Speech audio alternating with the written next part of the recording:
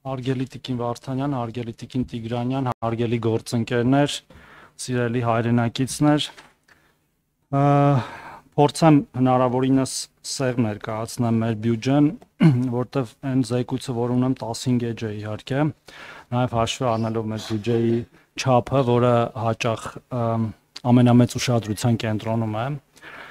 մեծության պատճառով, թեև մեր բյուջեի զգալի ծրագրեր պարզապես մուտքեր եւ ելքեր են եւ մենք որևէ ազդեցություն չունենք այդ ծախսերի վրա, կൂട്ടակային կենսաթոշակ, դրոշմանիշային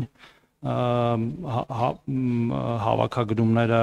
կենսաթոշակի մասով նաեւ բանաձևեր են գործում, այսինքն թվում է թե մենք կառավարում ենք ամենամեծ բյուջեն, բայց այն հայեցողությունը կամ այն ծրագրերը, որ մենք կարող ենք փոխել, դրա շատ չնչին տոկոսն է կազմում, սա որպես նախաբան։ Ինչպես պարոն Սիրունյանը նշեց, այո, մենք ունենք բավական էական աճ պետական բյուջեի 2026 թվականի նախագծում 87.4 միլիարդ դրամով կամ 96%-ով, որը մեծ կտորներով ներկայացնեմ, թե ինչից է բաղկացած։ Կենսաթոշակային ապահովության ծրագրի բյուջեն, որին բաժին է ընկնում 590.8 միլիարդ դրամ կամ ոլորտի բյուջեի 59.5%-ը, այդ թվում որից 244 միլիարդ դրամը կൂട്ടակային կենսաթոշակների հատկացումներն են, 2025 թվականի նկատմամբ աճել է 30.5 միլիարդ դրամով կամ 5.4%-ով։ Սոցիալական ապահովություն ծրագիրը, որին բաժին է ընկնում 140.1 միլիարդ դրամ կամ ոլորտի բյուջեի 14.1%-ը, 2025 թվականի նկատմամբ աճել է 17.4 միլիարդ դրամով կամ 14.2%-ով։ Ժողովրդագրական վիճակի բարելավում ծրագիրը, ինչպես էլի պարոն Սիրունյանը նշեց, որին ուղղված է 84.2 միլիարդ դրամ կամ ոլորտի բյուջեի 8.5%-ը, աճել է 4.1 միլիարդ դրամով կամ 5.1%-ով։ Բնակարանային ապահովման ուղղությամբ նախատեսում է 15.6 միլիարդ դրամ, նախորդ տարվա նկատմամբ աճը կազմում է 3.6 միլիարդ դրամ կամ 31%։ Ճգնաժամերի հակազդման եւ արտակարգ իրավիճակների հետևանքների նվազեցման եւ վերացման նպատակով առանձին սոցիալական խմբերին տրվող սոցիալական աջակցությանը կուղղվի 55 միլիարդ դրամ, որը նախորդ տարվա համեմատ ավել է 20 միլիարդ դրամով կամ 57.1%-ով։ Սա հենց Ղարաբաղից տեղանված մեր հայրենակիցների աջակցության ծրագրերի բյուջեն է, որի մեջ ներառված է թե բնակարանային ապահովումը եւ թե ընթացիկ աջակցությունները։ Եթե ավելի մանրամասնեմ ամեն տողում ինչ ծրագրեր ունենք, իհարկե կարող եմ, բայց երևի անդրադառնամ մի քանի մեծ ծրագրերի, որոնք որ տեղի են ունեցել եւ մենք նախատեսում ենք դրանք շարունակել նաեւ 2026 թվականին, այնպիսի ծրագրերի, որոնք կարծես թե ավանդաբար չեն եղել մեր բյուջեում, բայց հայտնվել են ինչ-որ մի փուլի եւ որոնք մեծ փոփոխություններ են բերել մեր հայրենակիցների կյանքում իրենց մասշտաբային բնույթով։ Դրանցից առաջինը ես ուզում եմ անդրադառնալ սահմանամերձ բնակավայրերում ընտանիքների բնակարանային մատչելիության յուղերի համար Բաղանիս, Բերքաբերք, Իրանց եւ Ոսկեպար, որտեղ 16 միլիոնի փոխարեն մենք ֆինանսավորել ենք 21 միլիոն դրամի չափով, եթե հաշվառումը նախորդ 1 տարվա ընթացքում եղել է հենց այդ գյուղերում, որպեսզի այնպես չստացվի, որ նորեկները ավելի մեծ առավելություն ունենան, քան այդտեղ ապրող մեր հայրենակիցները եւ ծրագրի շրջանակներում ըստ էության կարելի ասել այսօրվա դրությամբ տվյալները 1 շաբաթվա հնության են հաստատվել է 2299 շահառուի հայտ, որից 2232-ը արդեն վարկավորվել է, ինչը նշանակում է, որ այդ ընտանիքները սկսել են շինարարական աշխատանքները։ Խոսքը նորից եմ կրկնում 2232 տան մասին է եւ հենց սրա պատճառով եմ ասում, որ ինքը շատ մասշտաբային ծրագիր է եւ ըստ էության էս հատվածներում մեր երկրի, երբ որ պարզապես ճամփորդում ես, հնարավոր չի չտեսնել այն ծավալը շինարարության եւ ըստ էության մեր քաղաքացիների բնակարանային հարցերի լուծման, որտեվ շահառուները հիմնականում այն քաղաքացիներն են, իհարկե կան նաեւ այլ տիպի քաղաքացիներ, որոնք կարիք ունեն այդ տների, որոնք ապրում են մեծ ընտանիքներում, որոնք ուզում են առանձնանալ կամ իրենց տնային պայմանները բարելավել։ Այս պահի դրությամբ 163 ընտանիք արդեն ունի ավարտական ակտ, այսինքն ըստ էության տունը հանձնվել է շահագործման։ Եվ որպեսզի պարզ լինի նաև աշխարհագրական բաշխվածությունը, ես ուզում եմ շեշտել, որ Գեղարքունիքում ունենք 108 շահառու, Արարատի մարզում 145, Սյունիքում 225, Վայոց ձորում 306 եւ իհարկե մեր չեմպիոն մարզը Տավուշն է 1515 տնով։ Նաև ուզում եմ տեղեկացնել, որ հենց այս պահին թեև ծրագիրը այս պահին ավարտված է, այսինքն նոր հայտեր չեն ընդունվում, բայց մենք հենց հիմա քննարկում ենք մեր գործընկերների հետ, կառավարության մյուս գերատեսչությունների հետ այն վերսկսելու հնարավորությունը, որտեղ այն էլի քանի որ ըստ է մեծ ազդեցություն է թողնում եւ փաստացի մի քանի հարցելուծում եւ սահմանամերձ մեր բնակավայրերի ուժեղացման, հզորացման, քանի որ այնտեղ կառուցապատում է տեղում եւ բնակիչները նաեւ նոր տներում են ապրելու եւ տնտեսական իմաստով կապիտալ շինարարությունը նաեւ մուլտիպլիկատիվ էֆեկտ է ունենում, ինչպես նաեւ մենք փորձելու ենք ծրագիրը կապել նաեւ մեր մյուս առաջնահերթությունների հետ, այն գյուղերում, որտեղ ունենք նոր կառուցվող դպրոցներ, մանկապարտեզներ, որպեսզի խթանենք նաեւ գյուղերի բնակչության աճը, ամենայն հավանականությամբ ծրագիրը կվերսկսվի, բայց մանրամասները թե ինչ պարամետրերով մենք հայտարարենք մոտ ապագայում, որպեսզի հիմա այնպիսի պարամետրեր չհայտարարեն, որոնք հնարավոր է չլինեն, բայց նախնական կարող եմ ասել, որ մենք ունենք մոտ 500 քաղաքացի, որոնք արդեն պոտենցիալ շահառու են եւ մենք հավանաբար ընդառաջ կգնանք այդ քաղաքացիներին եւ իրենց արդեն եղաշին թույլտվությունները եւ հողի ձեռքբերումները հաշվի կառնենք, ինչպես նաեւ կդիտարկենք գերհագեցած գյուղերում չշարունակելու հնարավորություն եւ թերհագեցած գյուղերում շարունակելու հնարավորությունը, որտեվ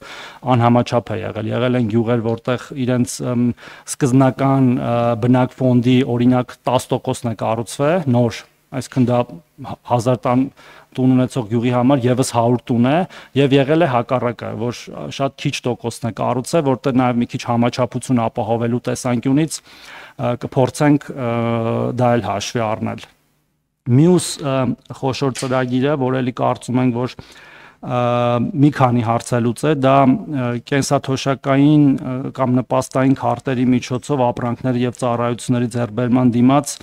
անկանխիկ եղանակով վճարումներից հետվճարի տրամադրման ծրագիրն է, որը արդեն հայտարարել ենք, ես ուզում եմ նորից շեշտել դրա մասին։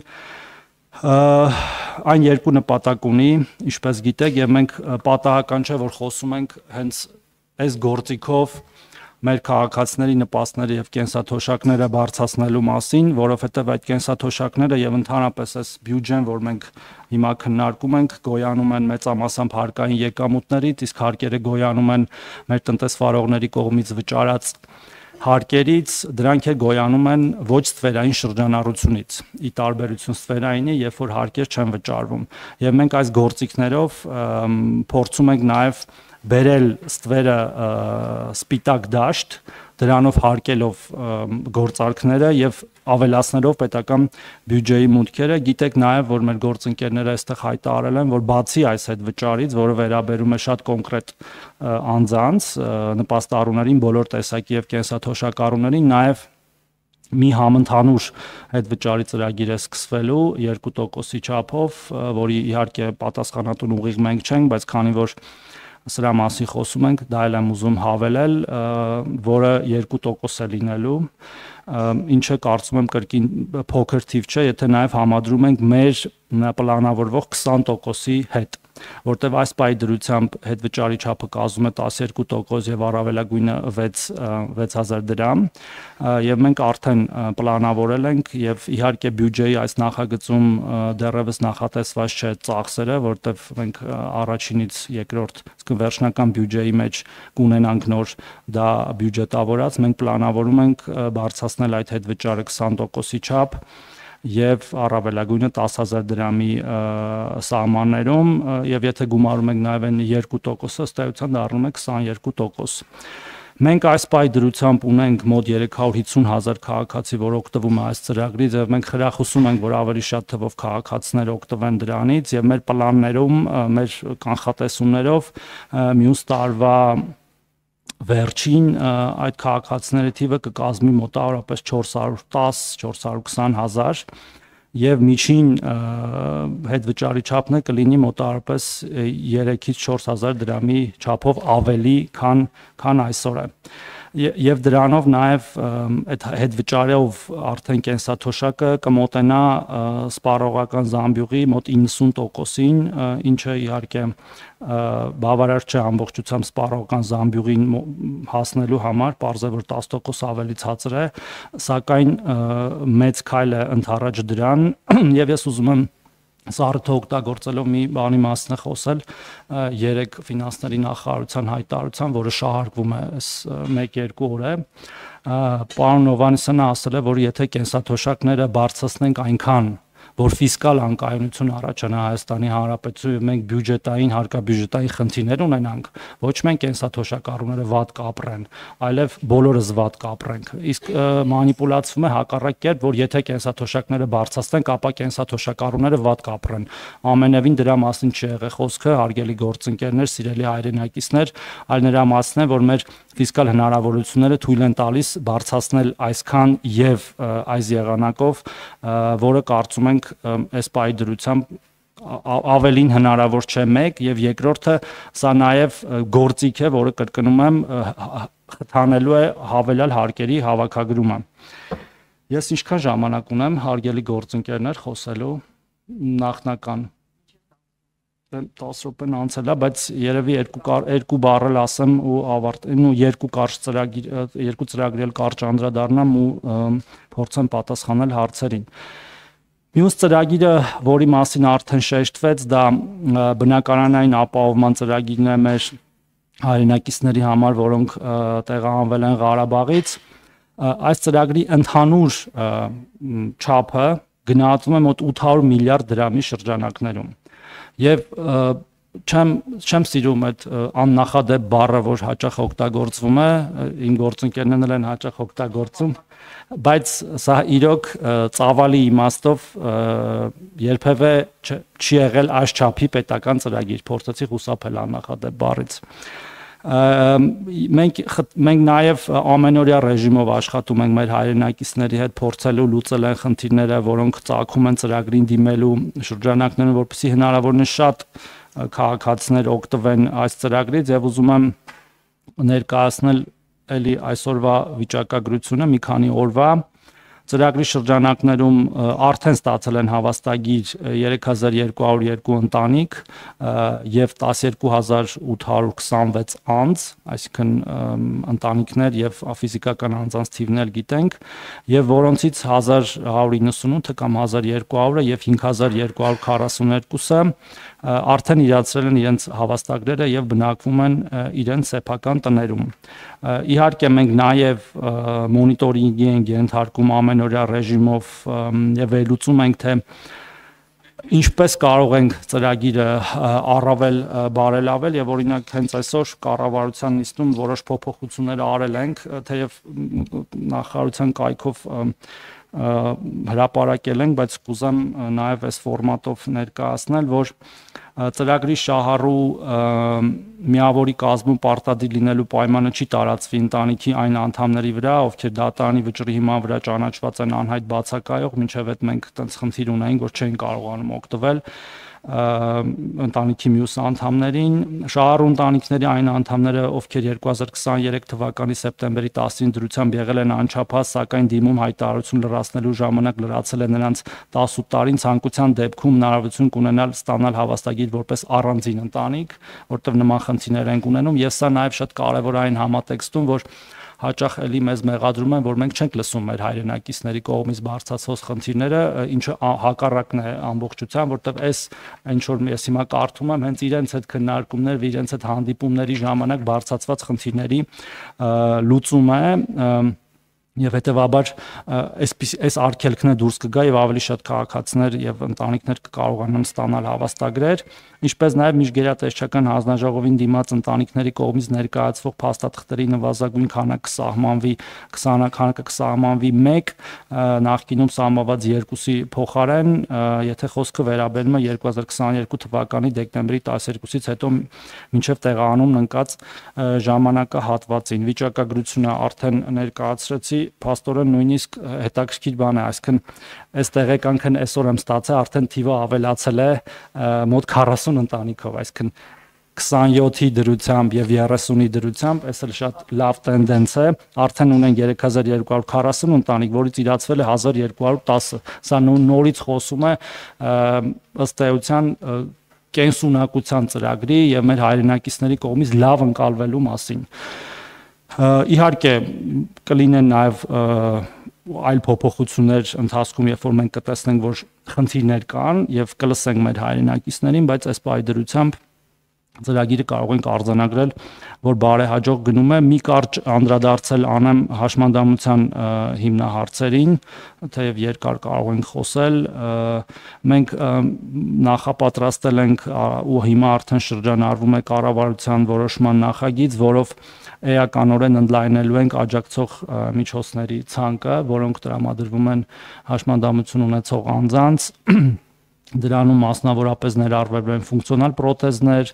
կոնխլեար իմպլանտների խոսակցական պրոցեսորները, անվասայլակների նոր տեսակներ, ինքնասպասարկման եւ խնամքի միջոցներ, շարժունակության ապահովման համար նախատեսված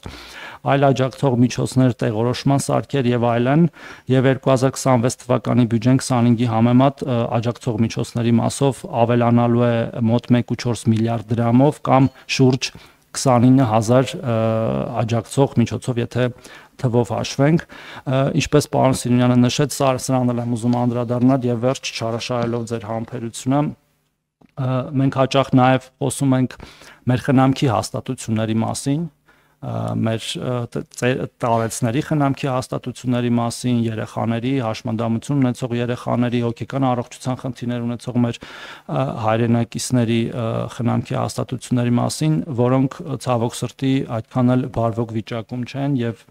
մենք մեծ լայնածավալ, մեր նախարարության մասշտաբների համար բավական լայնածավալ կապիտալ շինարարության ծրագիր ենք սկսել,